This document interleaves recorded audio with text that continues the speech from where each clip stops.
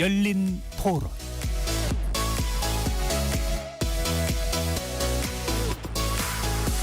안녕하십니까. KBS 열린 토론 배종찬입니다. KBS 열린 토론 매주 월요일 여야를 대변하는 네 분과 함께하는 여의도 내변인들로 여러분들을 만납니다. 지난 12.3 사태 이후 정치권이 분주하게 돌아가고 있습니다. 윤석열 대통령에 대한 탄핵소추안이 지난 7일 토요일 표결에 붙여졌지만 의결 정족수 미달로 불성립됐습니다. 한편 한덕수 국무총리와 한동훈 국민의힘 대표는 대통령의 질서 있는 퇴진을 담은 전국 수습 방안을 제시했지만 정치권에서 위헌적 권한 행사라며 반발을 사고 있습니다. 계엄에 개입된 인물들에 대한 수사도 속도를 내고 있는데요. 경찰과 검찰, 공수처 세 갈래로 나뉘어져 있는 수사기관 간 관할 경쟁과 기싸움이 시작되며 우려도 커지고 있습니다. 오늘은 비상계엄 사태 이후 시시각각 변하는 정치권과 수사 상황을 전반적으로 살펴보겠습니다. KBS 열린 토론 지금부터 시작합니다. 치열한 토론 속에서 더 나은 세상을 찾아갑니다. 올바른 세상을 만드는 첫걸음. 평일 저녁 7시 20분 KBS 열린 토론.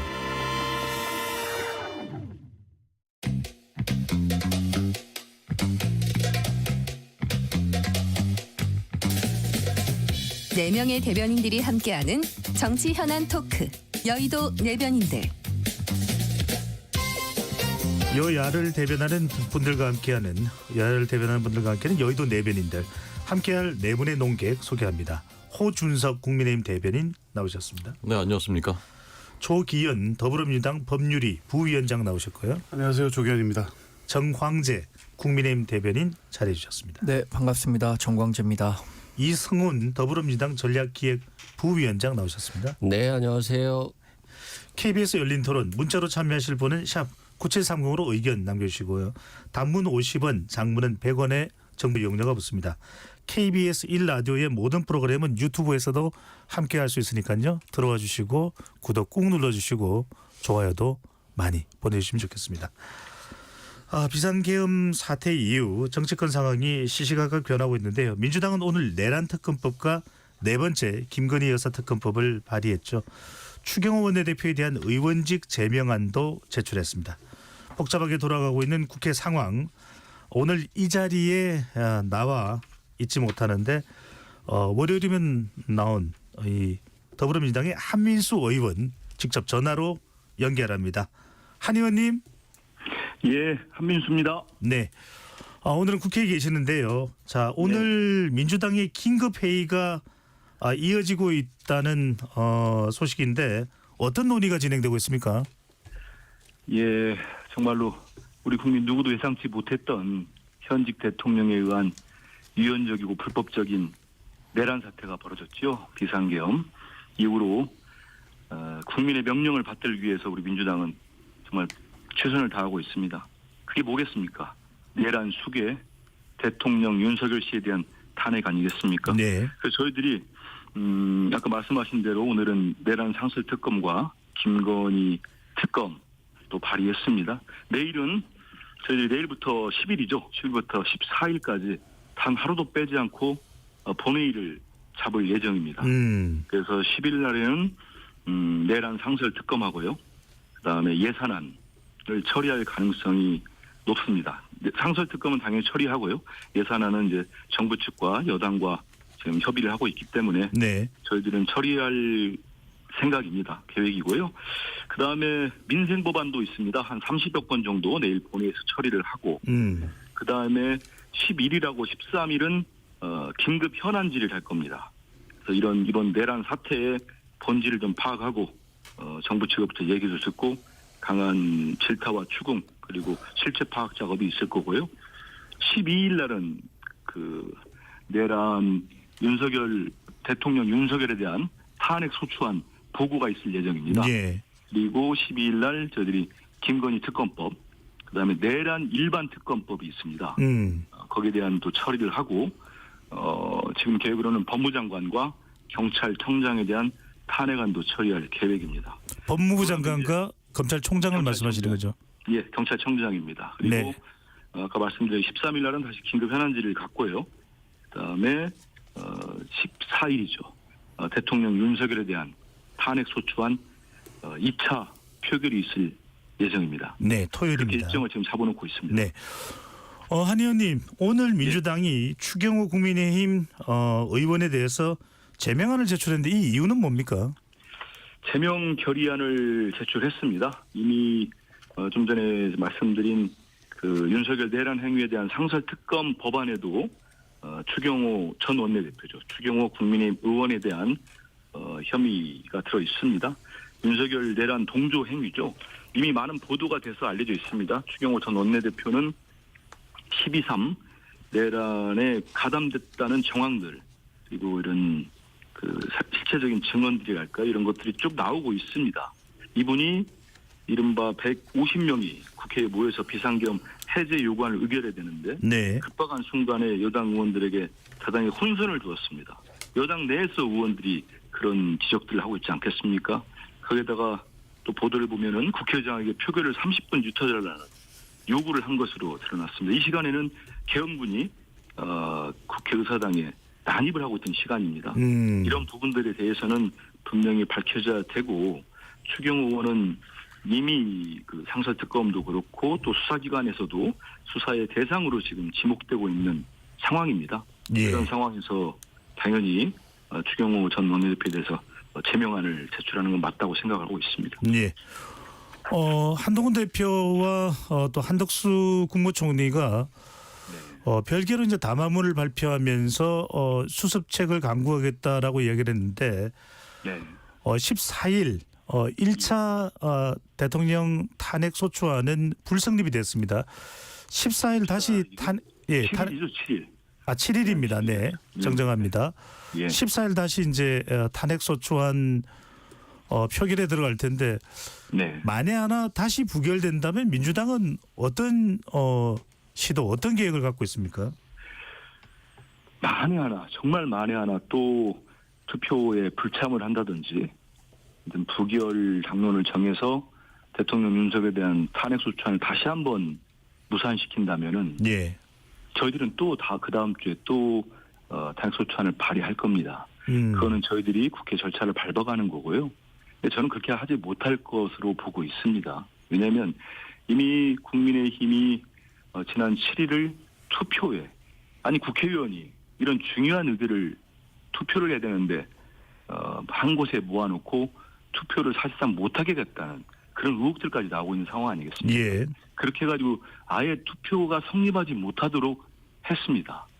그래서 지금 우리 국민들 사이에서는 국민의 힘이 아니라 지금까지 국민의 짐이라고 비판을 받았는데 이제는 국민의 적이다.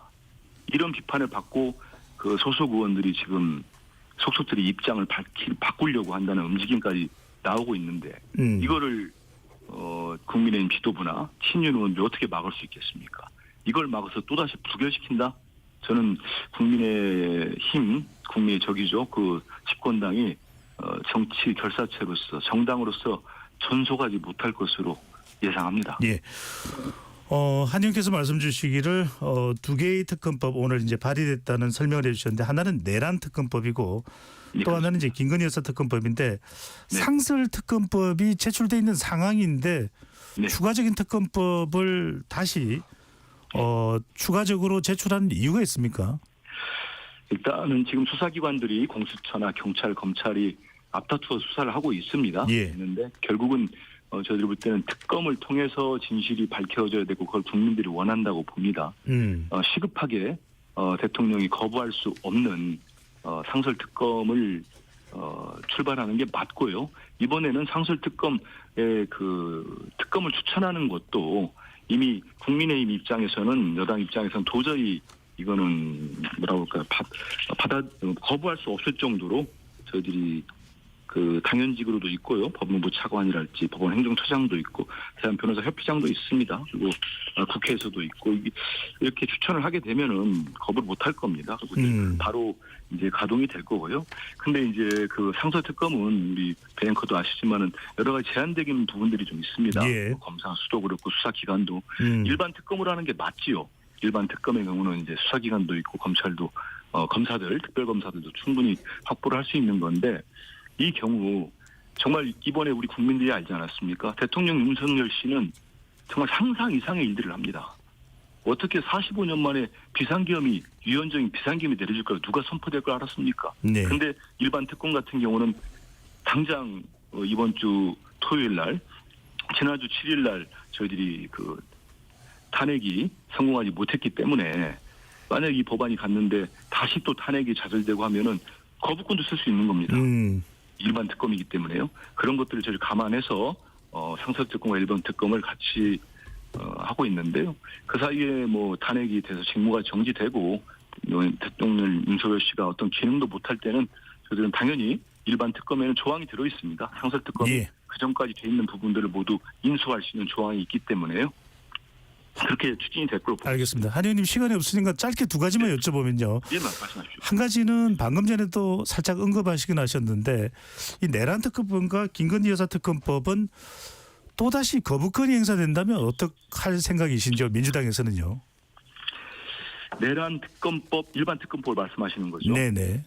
거기에 대해서는 거부권을 저희는 사용하지 못할 것으로 예상을 하고 14일 날 단행이 될 거라고 보고 있습니다. 하지만 말씀하신 대로 거부권이 된다면은 거기에 따라서 다시 또 재의결 절차가 있지 않겠습니까? 네. 그런 절차를 밟아갈 거고요. 그 전에 저희들이 상설특검을 통과시키기 때문에 일단은 상설특검을 통해서 내일 상설특검이 처리되거든요.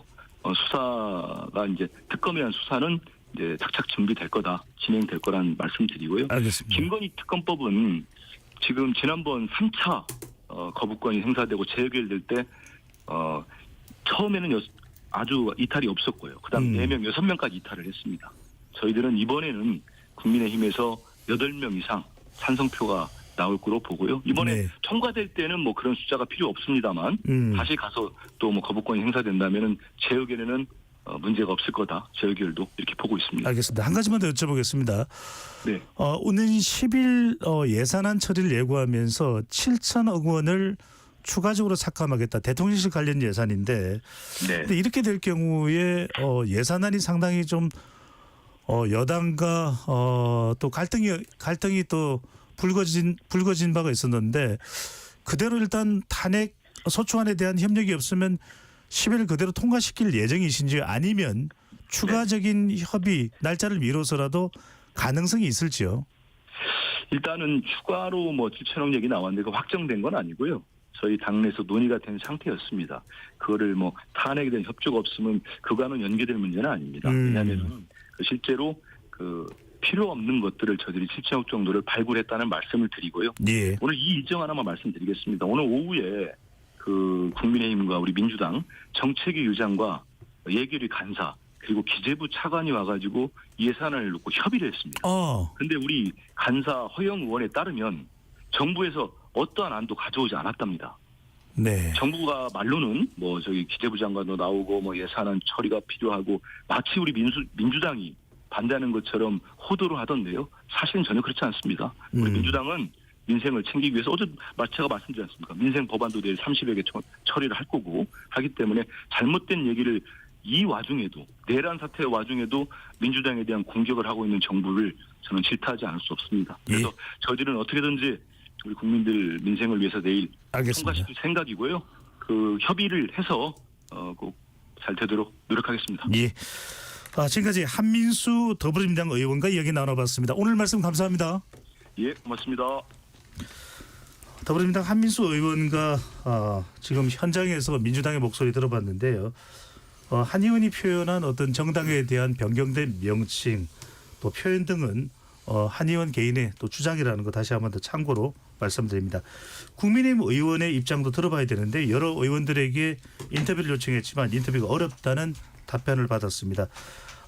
또 한 국민의힘 의원의 의견을 또 전달해 드릴 수 있는 기회가 된다면 KBS 열린 토론에서 그 시간도 확보를 하도록 하겠습니다. 청취자 여러분들의 너그러운 양해를 부탁드립니다. 자, 스튜디오에서 네 분의 토론을 이어가겠습니다. 방금 전에 이제 더불어민주당 한민수 의원의 이 이제 의견을 들어봤는데요. 호준석 대변인께 먼저 여쭤보겠습니다. 지금 정확하게 이 윤석열 대통령의 향후 거취에 대해서 좀 구체적으로 윤곽이 드러난 것이 있습니까? 확인되는 것이 있습니까?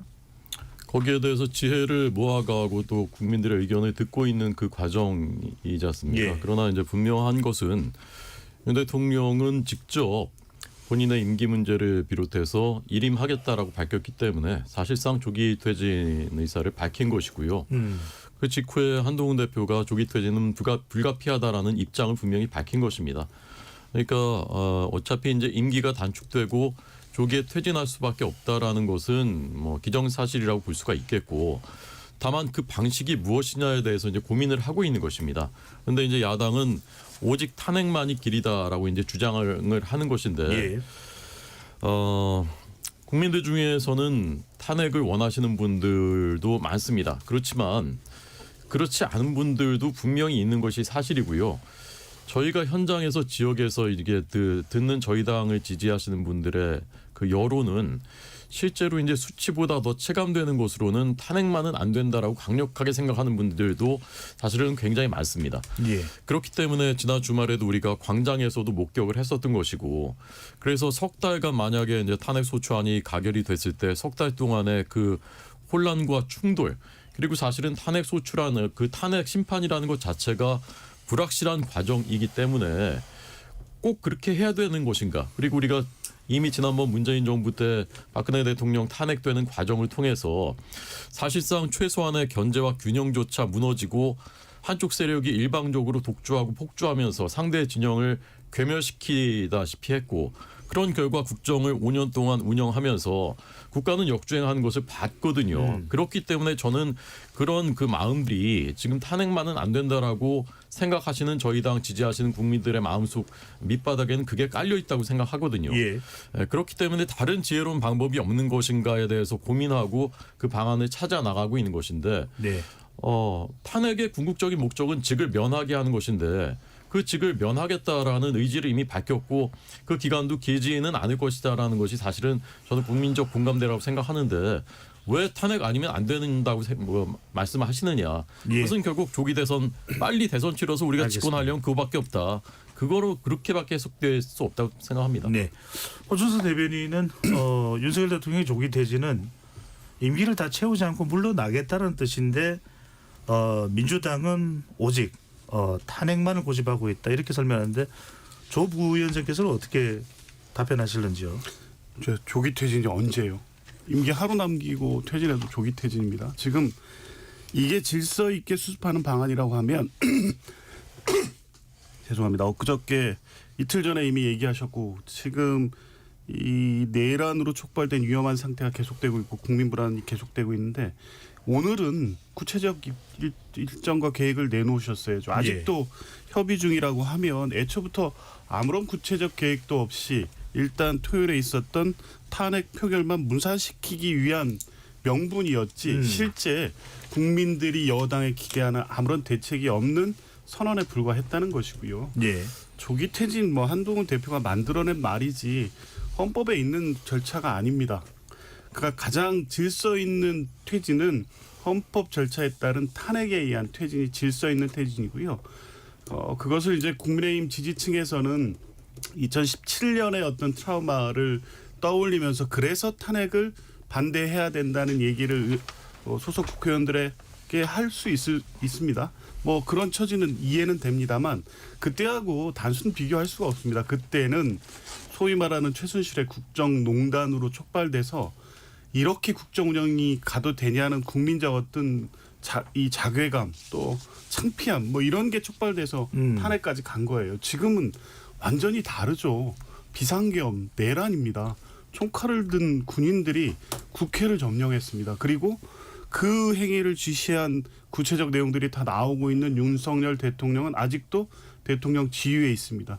직무 정지시키지 않고 이 상황을 지금 하루라도 더 유지시키는 게 맞습니까? 조기 퇴진 언제까지 그 조기에 하겠다는 겁니까? 그러니까 오늘까지 계획이 없는 건 애초부터 아무런 계획이 없던 겁니다. 예, 바로 확인해 보겠습니다. 호준수 대변인, 당에서의 조기 퇴진은 어느 정도의 기간을 의미하는 겁니까?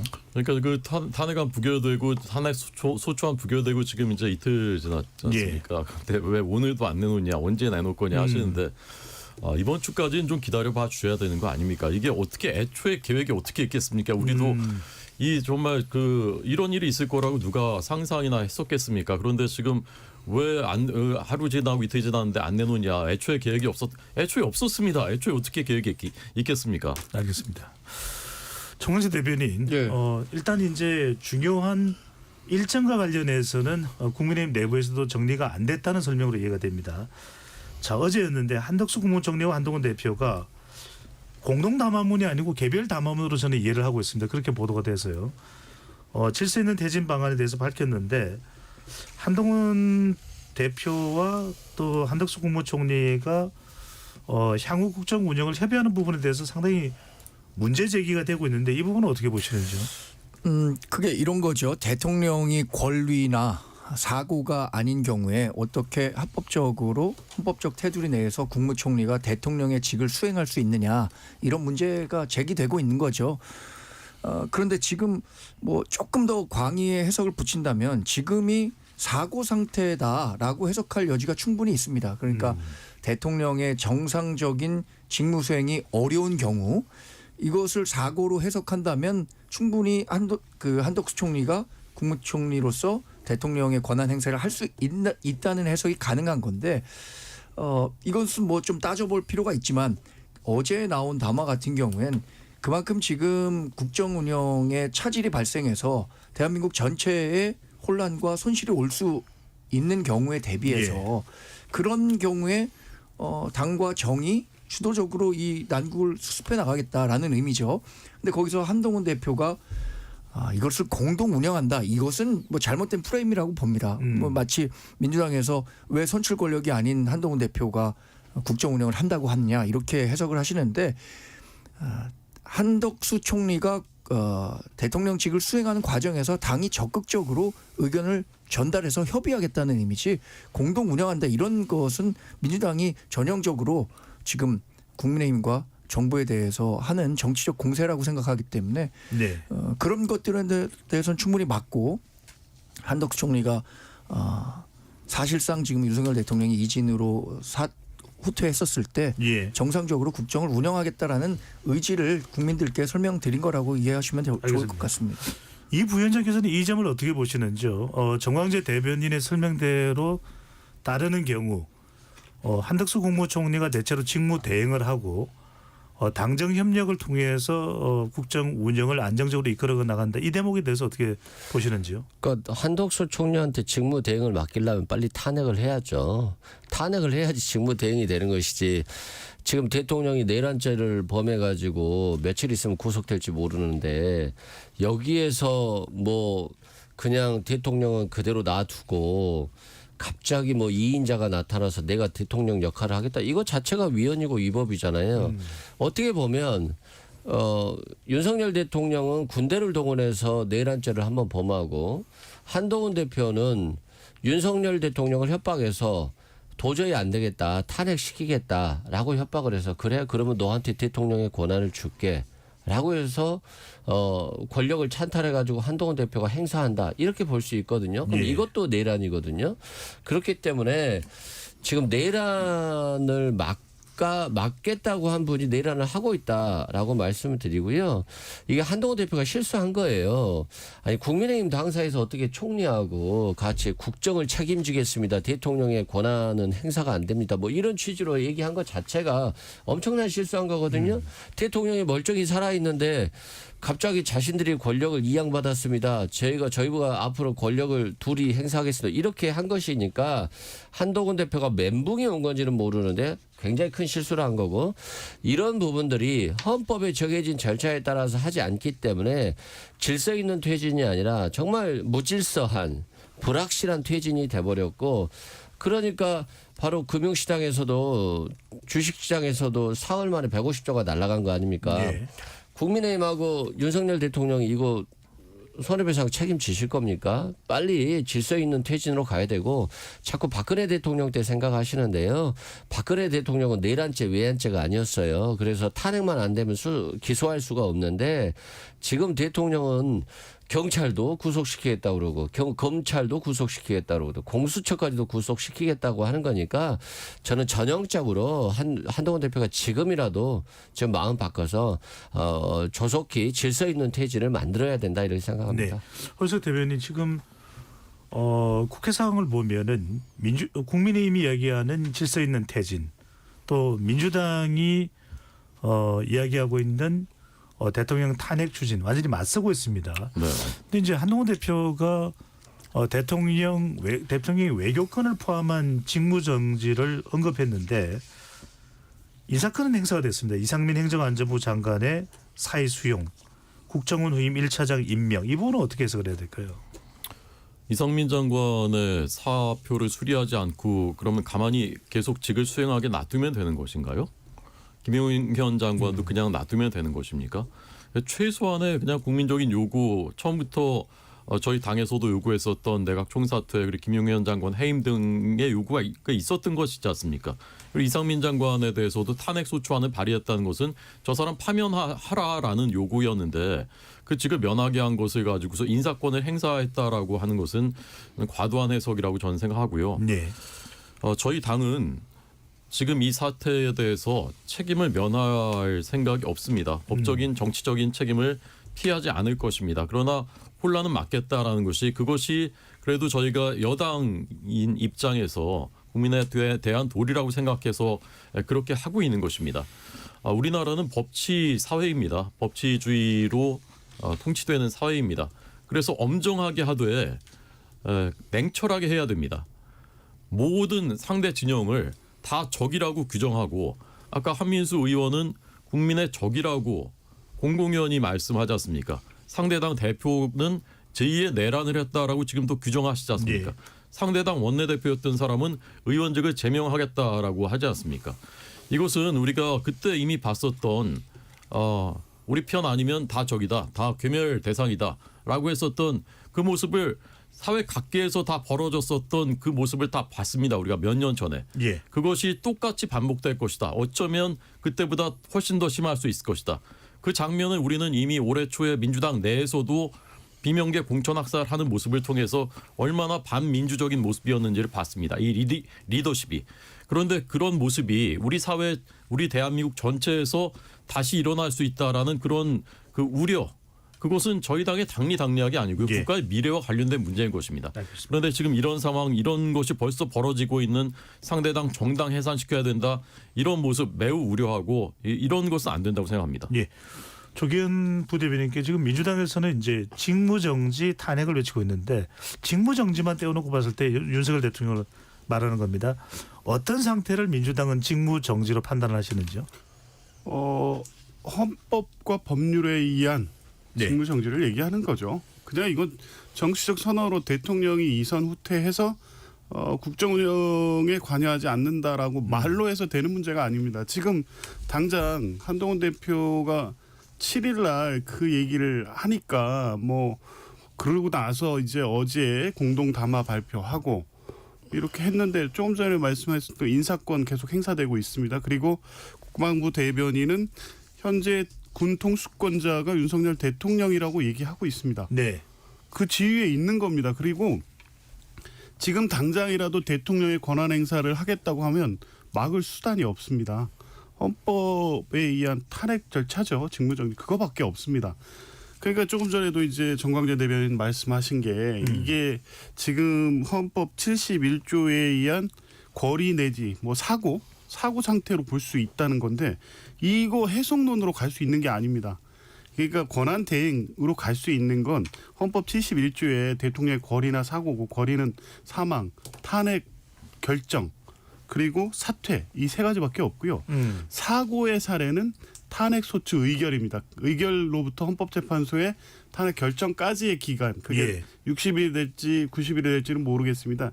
이 정도만 사고인 거고요. 아직 대통령의 사고 상태를 뭘로 봐야 될지는 여러 가지 해석이 있을 수 있는데 우리가 지금의 상태는 대통령의 사고 상태로 간주하고 자 총리의 권한대행 체제로 가겠습니다. 이거 다 위헌입니다. 이거에 근거해서 만약에 어떤 국정 운영과 결정을 한다고 하면 전부 다 위헌 무효인 행위가 될 겁니다. 알겠습니다. 그렇게 해서는 안 됩니다. 정근식 대표 이거 굉장히 중요해서 그런데 한동훈 대표도 외교권을 포함한 직무 정지 이야기를 했거든요. 이걸 선언이 아니라 정치적 선언이 아니라 법적 근거는 어떻게 확보할 방법이 있을까요? 그러니까 말씀하신 조기현 변호사가 말씀하신 네. 해석의 영역이 있다고 했잖아요. 지금 이게 사고냐 아니냐라고 판단하기에 따라서 말씀 도중에 죄송합니다만 제 질문은 법적인 근거를 확보할 방안이 있느냐는 말씀을 여쭤봤습니다. 네, 그렇습니다. 그 법적인 네. 근거라는 게 한동훈 대표도 법조인 출신이고 예. 해석의 영역이라는 측면에서 한덕수 총리가 그 사고를 가정했을 때는 분명히 대통령의 직을 수행할 수 있다는 것이고 지금도 한 걸음 더 나아가서 사실 우리가 이건 예상하는 영역이지만 대통령이 여하튼 정상적인 직무를 지금 수행할 수 없는 상황으로까지 번질 수 있다. 그게 예. 예를 들어서 지금 내란죄라든가 이런 걸로 구속 수감이 되는 사태도 예상해 볼 수 있는 거거든요. 최악의 경우에. 그러니까 그런 종합적인 고려를 한 것이라고 해석하고 있으니까 그 부분과 관련해서는 말씀드린 것처럼 해석의 영역이 있다. 네, 중요한 사안이라서 이성훈 부위원장이 법조인이시니까 한 말씀 해주시죠. 이건 탄핵제도 아니면 불가능한 거고요. 위헌 위법이 맞아요. 다만 이제 대통령이 구속됐다. 그러면 권한 대행이 있어야 될 것 같아요. 그런데 이제 구속은 될 건데 며칠 있어야 되잖아요. 그러니까 그 전에 빨리 지금 정상적인 직무 정지를 시키자. 그리고 왜 탄핵이 필요하냐면요. 탄핵이 되면 대통령이 직무가 정지가 되잖아요. 그러면 검찰이나 경찰이 편하게 수사할 수 있어요. 그러면 수사가 빨라집니다. 근데 이게 대통령 권한을 행사 안 한다고 하면서 국정원 차장도 임명하고 결국엔 다 임명할 거거든요. 그렇지 않으면 계속 공석으로 남아 있어야 되는 거잖아요. 그러면 마치 한덕수 총리가 대통령이 멀쩡히 있음에도 불구하고 자신이 다 임명하는데 이렇게 보면 한덕수 총리는 위헌 위법적인 행위를 하는 거예요. 그렇기 때문에 이건 불가능한 겁니다. 그래서 굳이 한덕수 총리를 권한 대행으로 만들고 싶다고 국민의힘께서 원하시면 빨리 대통령이 구속되어야 된다라고 하셔야 돼요. 그렇지 않으면 이게 합법적인 절차가 나오지 않는다 알겠습니다. 이런 생각이 들고요. 네. 지금 제가 이성훈 조금- 부위원장 말씀대로 네. 일단은 이제 민주당에서 이야기하는 방식대로 올리면 여하튼 탄핵소추안이 통과가 돼야 되는데 호 대변인께 여쭙고 것은 지난 7일 이 불성립이 됐습니다. 퇴장했기 때문에 네, 네. 오는 14일 이제 토요일 민주당 또 야육당의 이 탄핵 소추안 다시 재추진이 되는데 당론은 지금 어떻게 설정이 되어 가고 있습니까? 그러니까 퇴장이 되는 겁니까? 아니면 부결을 당론으로 하고 일단 표결에는 참여를 하는 방식입니까? 현재 당론은 지난주에 저희가 정한 대로 탄핵소추안은 부결하는 것이 당론인 것이고요. 그것을 이제 어떤 방식으로 투표에 참여하느냐 마느냐에 대해서는 그것은 이제 당론이라기보다 그날 이제 결정한 것으로 알고 있고 이번 주에 어떤 방식으로 할지는 아직 정해지지 않은 상태인 것으로 볼 수가 있겠습니다. 조금 전 말씀하신 그 사고냐 이것이라는 부분을 조기현 위원장님은 이제 해석의 영역은 있지만 사고로 볼 수 없다 말씀하셨고 지금 이승훈 위원장님은 구속되면 사고다 그렇게 말씀하셨는데 헌법 71조에 이제 권리는 이제 그러니까 없어진 거죠. 대통령이 네. 사망하든지 아니면 탄핵 됐든지 한 건데 사고는 신체적 정신적으로 직을 수행할 수 없는 그 상태 이렇게 이제 해석이 되는 것인데 그렇다면 구속됐을 때 사고라고 본다면 본인 스스로 나는 직무를 수행할 수 없다라고 선언하고 그랬다면 그것은 저는 사고 상태로 해석할 수 있는 여지가 충분히 있다고 생각하고요. 그리고 탄핵만이 질서 있는 퇴진이라고 지금은 말씀하시지만 불과 얼마 전까지만 해도 민주당에서는 하야하라고 요구하는 분들이 굉장히 많았습니다. 네. 그때는 하야가 많은 방법이었는데 지금은 탄핵밖에 없다라고 하는 것은 납득이 가지 않은 측면이 있고 그리고 민주당은 정말 국정이 어떻게든 지금 경제도 너무나 어려워지고 민생도 어려워지고 국민들 불안해하시는데 이것을 안정시키겠다는 것이 최우선의 목표인지에 대해서 저는 좀 의구심이 있습니다. 왜냐하면 오늘 한덕수 국무총리도 탄핵 소추를 하겠다라고 하는데 그러면 어떻게 되는 거죠? 네. 정말 대통령도 그럼 탄핵 소추하겠다, 그 직무정지 되면 그것을 헌법적으로 대행을 해야 될 사람은 총리인데 총리도 탄핵 소추하면 그러면 누가 그 다음에 국정을 어쨌건 탄핵 심판 끝날 때까지는 국정은 운영이 돼야 되는 것이지 않습니까? 그럼 누가 하는 겁니까? 그럼 그 다음에 누가 교육부 총리가 해야 되나요? 교육부 총리도 탄핵 소추하시는 겁니까? 알겠습니다. 그나마 내각을 통할했던 사람이 총리인데 예. 그럼 갑자기 그게 총리도 탄핵 소추되고 교육부 총리가 국정을 다 이끌어간다면 알겠습니다. 그게 정상적으로 운영이 예. 되겠습니까? 자, 이대명에서 그래서 여쭤보겠습니다. 네.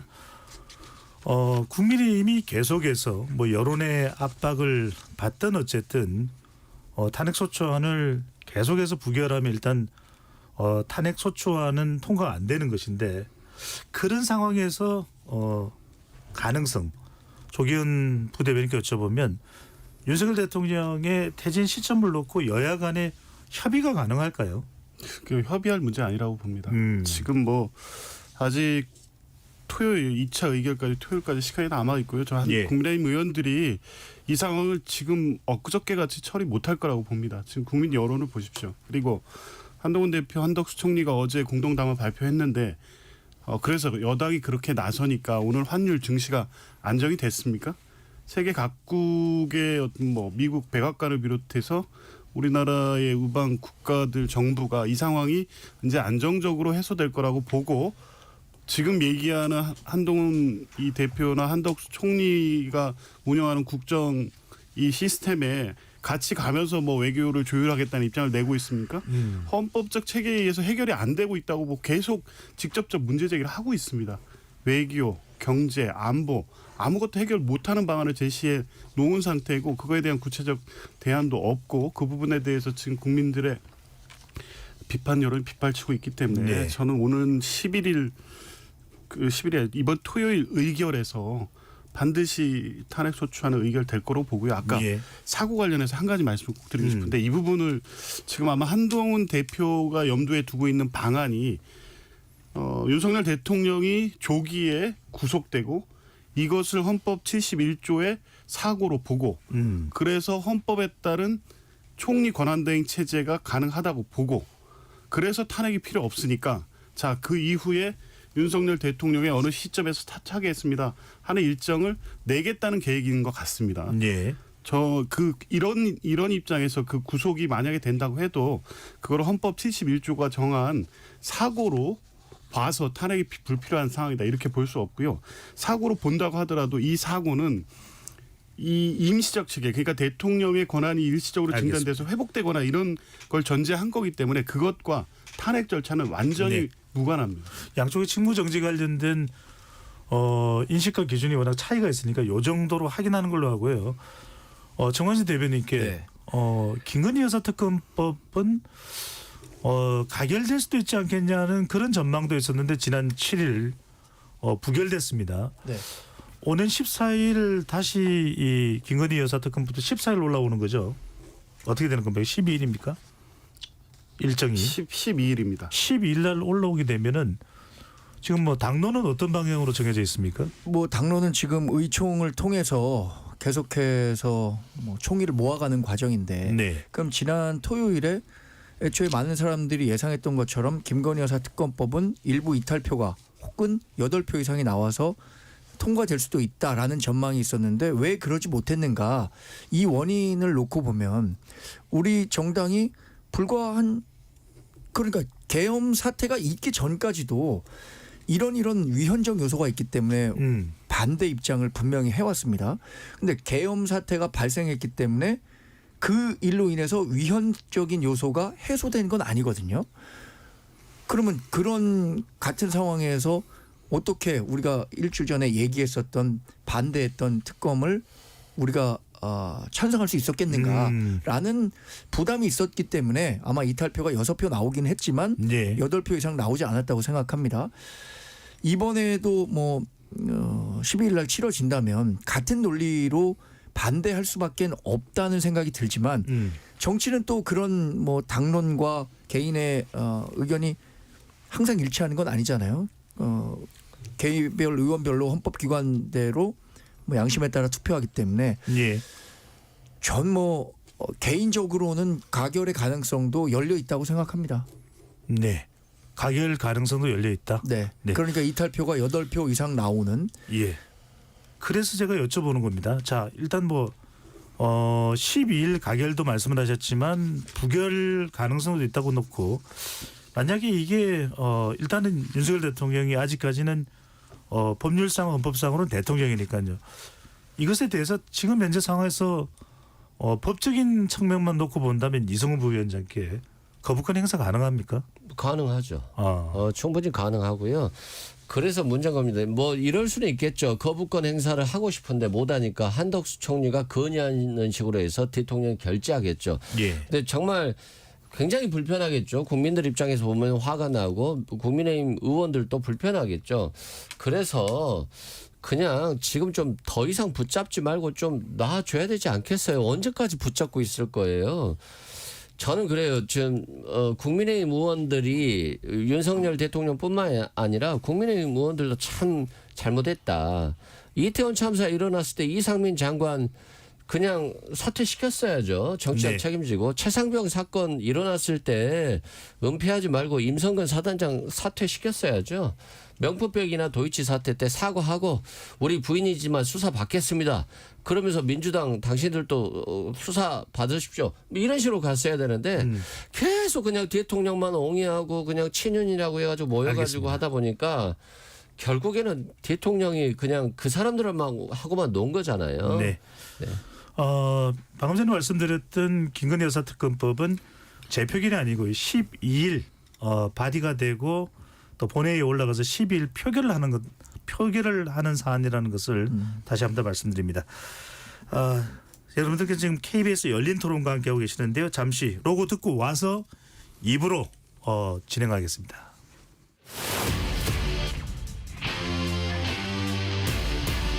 토론에 정답은 없습니다. 토론이 세상을 바꿀 수도 없습니다. 하지만 질문은 새로운 세상을 만들 수 있습니다. 질문으로 올바른 세상을 만드는 첫걸음 KBS 열린 토론.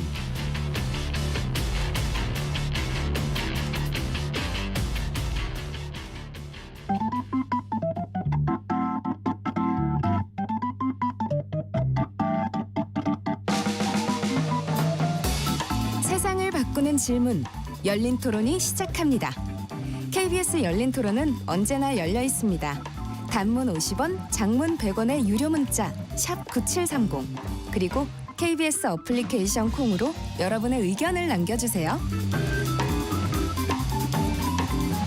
KBS 열린 토론 여의도 내변인들 2부 이어가겠습니다. 스튜디오에 조기현 더불어민주당 법률위 부위원장, 정광재 국민의힘 대변인, 이승훈 더불어민주당 전략기획부위원장, 호준석 국민의힘 대변인 네 분과 함께하고 있습니다.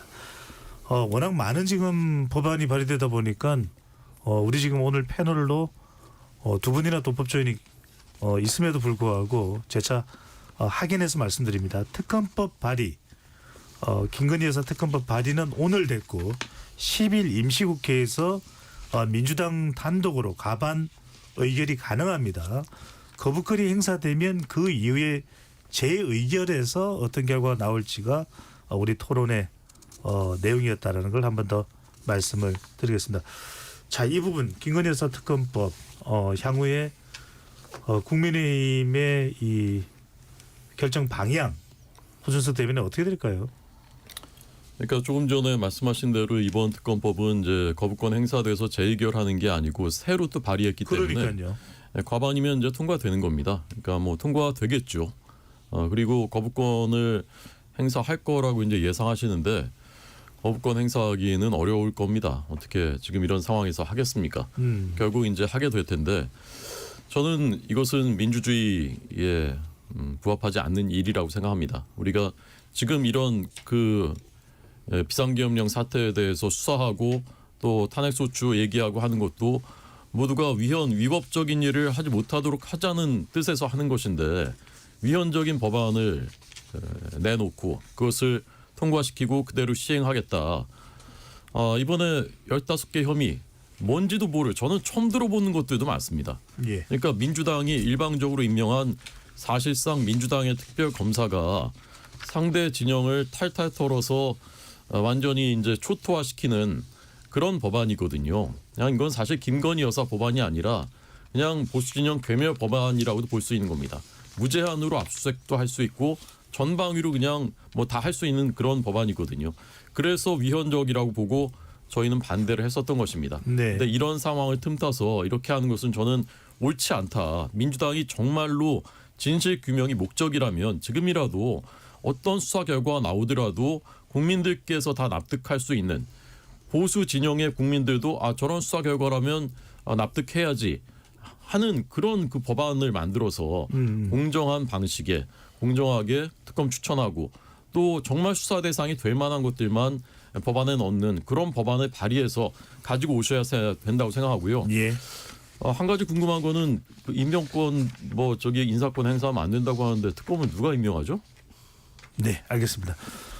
조기현 부대변인께 그 점을 여쭤보겠습니다. 7일 재의결에서 부결돼서 폐기 처분된 김건희 여사 특검법과 예. 법안과 그다음에 이번에 12일 오늘 발의가 됐고 10일 올라가는 김건희 여사 특검 법안에 어떤 차이가 있습니까? 일단 수사 대상이 기존에 조국 혁신당이 냈던 이 수사 대상의 의혹 사건들을 다 포함시켰고요. 그리고 동일하게 낼 수는 없습니다. 일사부재의 원칙 때문에 회의가 바뀐 법안은 다시 만들어야 돼서 내용이 달라야 되죠. 예, 그런 것도 있지만 이미 여러 차례 이 의혹 제기를 계속 해왔잖아요. 이번에 일거에 의혹 해소를 해야 된다는 것이고요. 저는 이 김건희 여사 특검법을 왜 보수 전체의 괴멸을 위한 시도라고 해석하는지 이해할 수가 없습니다. 이런 해석을 했던 게 윤석열 대통령입니다. 김건희 여사를 보호하기 위해서 김건희 여사의 온갖 의혹이 제기될 때마다 이것을 반국가 세력, 종북 추적 세력들의 근거 없는 비판이라고 해왔던 이 허황된 상상이 지금의 비상계엄 내란 사태를 초래한 겁니다. 진작에 그러면 합리적 오준석 대변인 말씀 동감하는 부분이 있습니다. 합리적 안으로 조정해서 적정하게 수사 대상 만들어서 하면 되지 않느냐. 왜 진작에 안 하셨습니까? 특검법 그렇게 낼 때 그러면 추천권, 대상 협의하자는 얘기조차 하지 않고 이제 와서 이제 이렇게 이 상황에서 이제 협의해서 내자고 하면 그걸 받아들일 지금 상황이나 시간이 아니라는 거죠. 알겠습니다. 이건 더 들어가지는 않겠습니다. 정근혜 대변인. 예. 아까 한민수 의원과도 인터뷰를 했는데 지금 꼭 굳이 내일 민주당에서는 처리하겠다는 입장은 아닐 수도 있다는 이야기를 한 의원이 했지만 지금 보도에 따르면 7천억 원이 추가 삭감된 예산안을 탄핵소추안 협의가 없으면 통과시키겠다. 이렇게 아주 강경하게 나온 이 부분은 어떻게 보시는지요? 그것도 국가 예산 살림살이가 이렇게 상대 정당에 대한 협박의 수단으로 이용돼야 하는지 상당히 안타깝습니다. 지금 우리가 민생 챙기겠다고 하면 제일 중요한 게 뭔가요? 내년도 예산안 빨리 확정해서 그 예산안이 현장에서 제대로 집행될 수 있도록 하는 게 제가 생각하기엔 적어도 수권 정당을 꿈꾸는 민주당의 역할이라고 생각합니다. 예. 7천억 추가 감액을 해서 올린다고 하는데 아시다시피 지금 민주당에서 그렇게 한다 그러면 우리 당이나 정부가 도저히 받아들일 수 없는 부분이긴 하지만 예. 또 그게 강행 처리될 때는 처리될 수밖에 없는 상황이거든요. 그러니까 지금은 아무리 국회 권력을 민주당이 독점하고 있고 민주당의 시간이라고 하더라도 민주당이 정치적 정략적으로 이 예산을 활용해서 나설 게 아니라 정말 우리 국가 전체를 생각해야 한다고 생각하고요. 이게 조금 더 확대되면 그런 겁니다. 왜 그러면 민주당은 탄핵을 분초를 바꿔가면서 하느냐. 많은 사람들은 이재명 대표의 피선거권 박탈 전에 이 대선을 치러서 이재명 대표가 대통령으로 갈 수 있는 길을 만들어주기 위한 거냐라고 의심하고 있는 거잖아요. 그런 부분 우리가 민주당에 있는 정치인 한 분이라도 정말 그런 의도는 하나도 없다라고 부인할 수 있는 겁니까? 예. 그런 정치적 순수성에 대한 의심이 있기 때문에 탄핵에 대해서 절대적으로 반대하는 사람들도 많은 거거든요. 네. 알겠습니다. 이성부 위원장은 이 삭감되는 예산안 우려의 목소리도 나오는데 어떻게 보시는지요? 뭐 우려의 목소리가 나오면 협의하면 되지 않겠어요? 윤석열 대통령이 권한을 행사 안 한다고 했는데 그러면 대통령 예산은 필요가 없는 거잖아요. 그래서 필요 없는 부분을 삭감했던 것이고요. 뭐 대통령이 권한을 행사하려고 한다라고 한다면 말을 번복하면 될 겁니다. 뭐 이제까지 번복을 워낙 잘했으니까요. 그리고 자꾸 국회 권력이 민주당이 독점한다고 하는데 누가 만들어줬죠? 국민들이 만들어준 거거든요. 그러면 민주당이 권력을 독점하고 뭐 이렇게 한다라고 주장하기보다는 국민의 사랑을 받아서 다수 의석을 얻으면 되는 겁니다. 그런데 자꾸 남 탓하다가 대통령이 화가 나서 그 복수심에 군사적 계엄까지 한 거거든요. 지금 이게 남 탓이 대통령뿐만 아니라 국민의힘까지도 이게 팽배해 있는 것 같은데요. 네. 스스로 깨닫지 않으면 계속 남 탓하고 국민들로부터 멀어지는 거거든요. 그런 부분은 좀 잘 생각해야 되고 마지막으로 하면 민주당에서 2년 동안 지역사랑 상품권이라든가 민생활성화 지원금이라든가 경제가 폭락하면 다시 올리기 어렵다 했는데 상저하고 나중에는 좋아질 거다. 그다음에 건전 재정 얘기하다가 지금까지 경제가 완전히 피폐됐잖아요. 예. 국민의 힘이나 윤석열 대통령이 그 책임이 굉장히 많다 이렇게 말씀드립니다. 알겠습니다. 이번 비상사태 계엄 사태 이후의 국면을 보면은 내란죄라는 용어가 상당히 많이 등장합니다. 아까 이제 한민서 의원에게 물어보긴 했습니다만 조기현 부대변인께 민주당이 지금 추경호 국민의힘 전 원내대표가 되나요? 의원직 제명을 추진하고 있는데 의원직을 제명하려면 국회의원 재적의원 3분의 2 동의가 필요한 겁니까? 그러면 사실상은 거의 가능하지 않을 가능성이 높은데 이것을 추진하는 배경이 있을까요? 이미 12월 6일에 추경호 원내대표를 내란죄로 고발했습니다.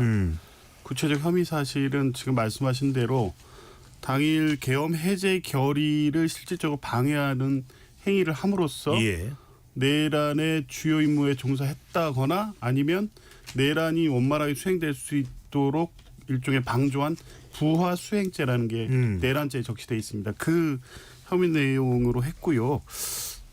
지금까지 드러나고 있지 않습니까? 사실관계가 그날 석연치 않은 이 당사로의 집결을 요구하거나 국회의장에게 전화해서 시간을 늦춰줄 것을 요구하거나 예. 그런데 그 이전에 대통령과의 전화통화가 있었다는 보도가 있고 또 오늘 또 제기된 의혹은 뭐냐면 당일 저녁 추경호 대표가 만났다는 어떤 의혹 제기 또 있습니다. 그러니까 이 당일 비상계엄 전후해서 실제 대통령실과 긴밀한 연락이 있었던 것으로 보이고 그 결과 계엄 해제가 자칫 추경호 의원의 행위로 인해서 불발됐을 가능성이 있습니다. 이건 분명히 내란에 가담을 했거나 내란을 도운 행위에 해당된다고 볼 수 있는 거죠. 그 내용으로 고발을 했고요. 실제 제명은 안 되더라도 내란의 책임성을 더 부각시킨 차원도 있다는 말씀이신 거죠? 그렇죠. 이런 정도의 혐의가 있는 국회의원이면 당연히 국회에서는 제명 절차를 가는 게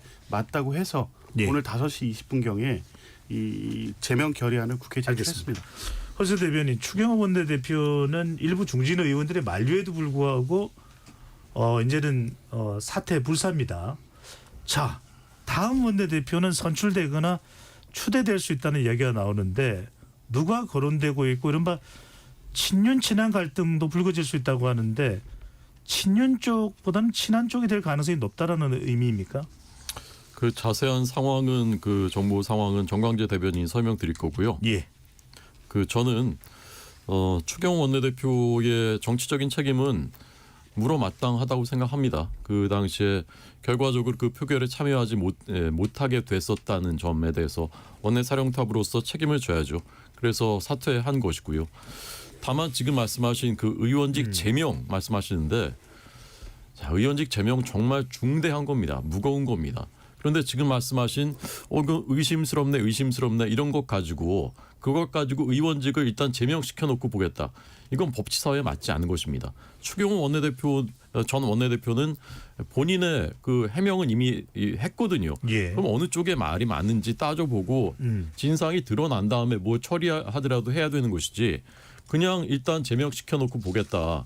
추경호 원내대표가 그 당시에 시간 테이블까지 쭉 제시하면서 왜 그렇게 될 수밖에 없었는지 그리고 30분 표결을 늦춰달라고 한 것은 의원들이 들어올 수 있도록 하기 위해서 그런 것이었다라는 설명도 했었던 것인데 우리 못 믿겠고 일단 제명 이렇게 하는 것은 전 민주주의 의회에서 일어날 수 있는 일이라 생각하지 않고요. 네. 네, 그렇습니다. 네. 정은희 대변인 원내대표 어디가 되는 관련해서 겁니까? 원내대표가 누가 되는 것이고 가능성이 높고 친윤 친한 쪽에서 어느 쪽이 되는지.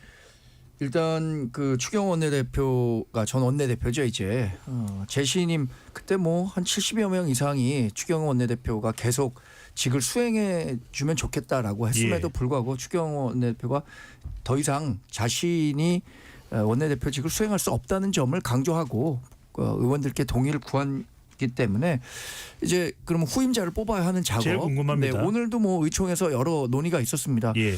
그래서 일부에서는 다시 조금 뭐 친윤계 의원분들이 원내대표를 맡아야 하는 것 아니냐라는 의견들이 있었습니다만 반대로 지금의 상황 그러니까 윤석열 대통령이 이렇게 최악의 수를 둘 수밖에 없었던 것에 일정 부분 기여했던 분들이 이른바 친윤계 의원들이거든요. 예. 이런 분들이 다시 원내 지도부를 구성한다는 것에 대해서 동감하지 못하는 의원분들이 많기 때문에 새로 뽑겠다는 거고 지금 제가 알기로는 당내에서는 김도읍 의원이나 예. 성일종 의원, 김성원 의원 이런 분들이 그래도 다음 원내 리더십을 가져가기에 적절한 분들 아니냐라는 이런저런 함화평이 나오는 거고 잠깐만요. 오늘 성일종 단독 보니까 의원과 누구라고요? 김도읍 의원, 김도읍 의원, 김성원 의원 그리고 오늘 뭐 여러 보도를 보니까 나경원 의원이 유력하게 거론된다 이것도 네. 있는데 제가 확인된 건 없고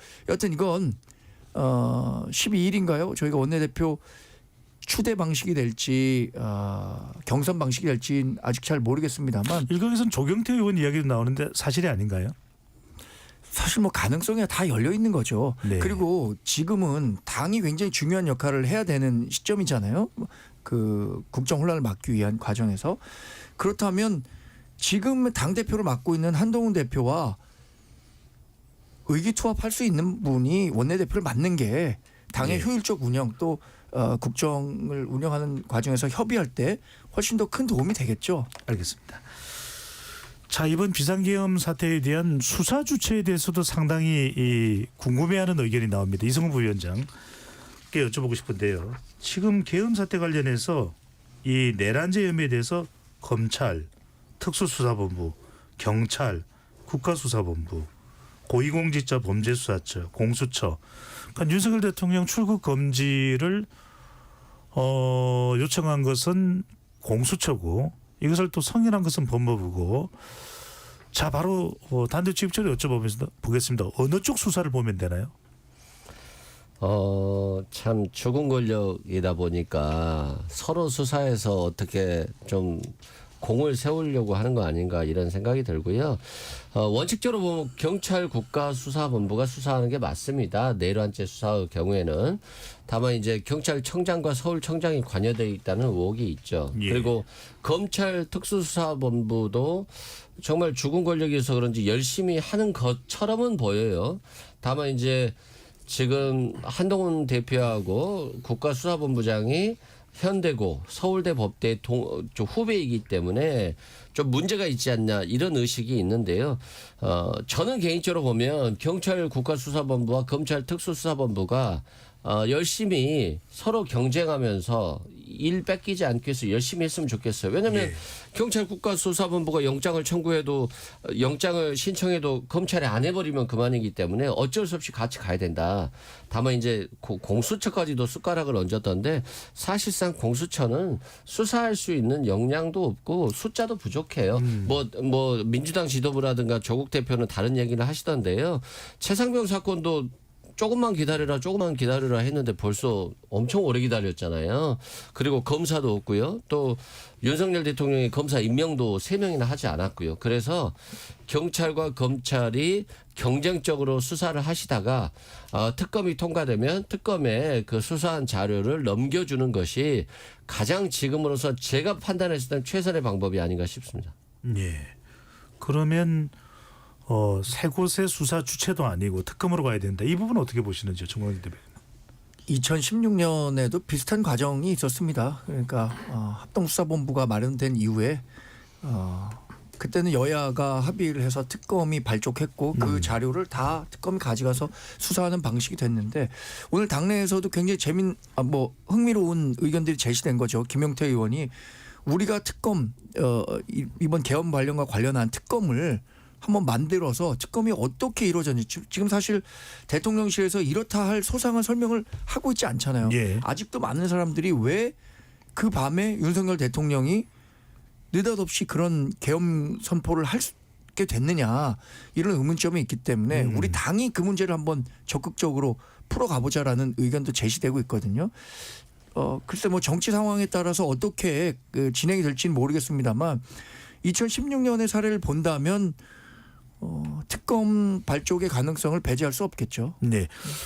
바로 이 부분입니다. 조기현 대변인께 여쭤보면 지금 국민의힘의 김용태 의원은 특검법을 통해서 수사하고 그러고 나서 탄핵 여부의 판단이 이루어지면 되지 않겠냐는 이야기가 나오는데 어떻게 보시는지요? 민주당의 입장은 명쾌히 정리되어 있습니다. 공수처 주도하에 국가수사본부하고 수사를 진행해야 된다. 예. 검찰은 빠져라라는 거고요. 그 이미 상설특검법안으로 12월 5일 날 제출된 법안이 있고요. 만약 그게 통과가 돼서 수사를 시작한다고 하면 일단 경찰이나 공수처가 수사한 내용을 특검이 받고 그 특검이 수사하다가 본안 특검 그러니까 실제 수사 검사 특별 검사와 수사 인력이 충분히 확보되어 있는 12일에 통과 예정인 예. 이 내란 특검이 통과가 되면 상설 특검이 하던 수사를 그대로 인계받게 특검법이 다 맞춰져 있습니다. 아하. 그래서 지금 검찰의 수사는 믿을 수 없다는 겁니다. 이 비상계엄 내란 사태 직전까지 검찰이 해왔던 걸 보십시오. 윤석열 대통령, 김건희 여사 관련된 수사 전부 다 무마했습니다. 지금 그 검찰이 왜 갑자기 무슨 의도로 이렇게 달려드는지 모르겠지만 검찰이 주도하는 이 수사 역시 신뢰할 수가 없기 때문에 예. 지금 민주당이 제시하는 일정과 같이 상설특검, 본특검으로 이어지는 수사에 앞서서 공수처가 주관해서 국가수사본부가 수사를 지원하는 방식의 수사로 일단 신속히 수사 절차를 진행해야 된다. 예. 이렇게 봅니다. 홍준표 대변인 민주당에서는 지금 검찰 지금 동부지검의 국가수사본부가 특수수사본부가 꾸려지고 상당히 적극성도 나타내고 있는데 민주당은 도무지 못 믿겠다는 입장인데 어떻게 보시는지요? 근데 이 사건은 사실 간단하거든요. 관련자가 많지 않습니다. 오래 진행됐었던 일도 아니고 그래서 지금 벌써 이제 검찰, 경찰, 공수처가 신병 확보도 하고 압수수색도 하고 빠르게 진행하고 있는데 제가 보기엔 머지않아서 거의 개요가 다 나올 겁니다. 근데 특검 임명하고 특검을 누가 임명할 것이며 특검 수사팀 꾸리고 사무실 만들고 그거 하기 전에 사실 실체는 거의 다 나올걸요. 예, 저는 그렇게 보고 있고요. 네. 진상을 명명백백하게 밝혀서 국민들께 설명드리고 이런 일이 다시 없도록 하는 게 그게 본질적인 목표라면 검찰 무조건 못 믿겠다 하시지 마시고 검찰이 5년 동안 문재인 정부 위해서 그 당시에는 정치 검사들 총동원돼서 그 주구 역할 하지 않았습니까? 그때는 다 믿지 않았습니까 검찰을? 그러다 조국 사태 시작되니까 이제 못 믿게 그때부터 못 믿으신 건데 그렇게 하지 마시고 이미 검찰 저렇게 열심히 하잖아요. 네. 한 가지 이슈만 조금 의견을 나눠보겠습니다. 정광진 대변인께. 예. 이번에 이 비상계엄 사태를 바라보는 여러 이슈들이 많이 있습니다. 지금 계엄군 투입부터 시작해서 중앙선관위 근데 다른 이야기들은 우리가 또 다른 시간에 이 이야기를 나누었고 바로 이 국정원과 관련 부분입니다. 대한민국의 가장 핵심적인 정보기관 아니겠습니까? 그런데 지금 홍장원 전 1차장 또 심지어는 조태용 국정원장 사이에 말이 엇갈리고 누가 정치 체포 지시를 했는지 이 명단이 정확하게 어디서 건네받은 건지 그리고 확인은 된 것인지 실제 국정원이 계엄 영역에서 체포할 수 있는지 여부 자체도 확인 안 되는 이런 상당히 혼란스러운 상황 어떻게 보시는지요? 특히 이제 국정원장과 전 국정원 1차장 사이의 말이 틀린 점 이 부분 어떻게 보시는지요? 너무 곤란한 질문인 것 같습니다만 국정원장과 국정원 1차장의 발언이 그러니까 뭐 체포해야 되냐 말아야 되냐 이것이 엇갈리는 것은 결국에는 뭐 지금 수사하고 있으니까 거기서 나올 거라고 생각이 들고요. 그리고 국정원은 사실 문재인 정부 시절에 국정원을 정말로 정말 일반 회사화 시킨 그 후과를 지금 겪고 있다고 생각합니다. 정보기관으로서의 역할 이런 역량이 얼마나 후퇴했는지에 대한 반성과 성찰이 필요하고요. 국정원 정말 다시 거듭나야죠. 정보기관으로. 근데 지금 논의되고 있는 국정원장과 1차장 간의 이야기들이 좀 어긋나는 부분에 대해서는 결국에는 뭐 두 분이 앞으로의 수사 상황에 대비한 이야기들을 각자 유리하게 하고 있지 않는가 이렇게 생각해 볼 뿐입니다. 네. 이게 뭐 어느 쪽이 진실인지 또는 진실이 아닌지를 규명하기 좀 쉽지 않은 상황인데 이성훈 부위원장의 이 점을 여쭤보겠습니다. 청취자분들도 우리 유튜브 시청자분들이 상당히 궁금해하는 것이 지금 이 비상경과 관련된 이 수사 지금 상황 또 전개 속도 이런 걸 본다면 대체로 이 결과가 윤석열 대통령과 관련해서는 언제쯤 나온다고 봐야 될까요? 정말 열심히 수사한다라고 하면 2달 안에 나올 수 있을 것 같아요. 왜 그러냐면 대통령이 용산으로 들어갔잖아요. 거기가 국방부였잖아요. 그러니까 매일 그냥 군인들하고 같이 자주 만난 것 같아요. 그래서 술 드시면서 계엄을 조금 처음에는 농담으로 시작하다가 구체화된 것 같은데요. 여인영 박정사령관, 김용현 국방부 장관, 예. 그다음에 홍장원 전 국정원장, 국정원 1차장, 그리고 뭐 특전사, 수방사 이쪽들 여기만 수사해 봐도 대충 얼개가 다 나올 것 같아요. 왜 그러냐면 윤석열 대통령과 김용현 전 장관이 계엄한다라고 다른 사람한테 알릴 수가 없잖아요. 예. 그러니까 소수만 모여서 군인들이 그냥 술 먹으면서 얘기를 계속 계획을 짰던 것 같아요. 그렇기 때문에 몇 명만 그냥 조사해도 나옵니다. 그리고 여인영 방첩사령관이 홍장원 전 차장한테 선배님 위치 추적 좀 도와주십시오. 이재명 대표, 한동훈 대표, 뭐 전 김용수 대법원장, 김어준 씨 이런 거 부탁한 거잖아요. 예. 이걸 홍장원 씨가 그냥 만들어낼 수는 없는 거 아니겠어요?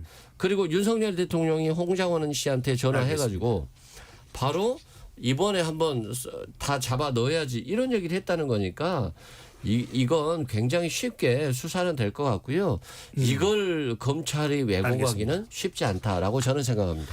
네, 많은 현안들이 시시각각 일어나고 있습니다. 관련돼서 KBS의 열린 토론도 열심히 쫓아가도록 하겠습니다.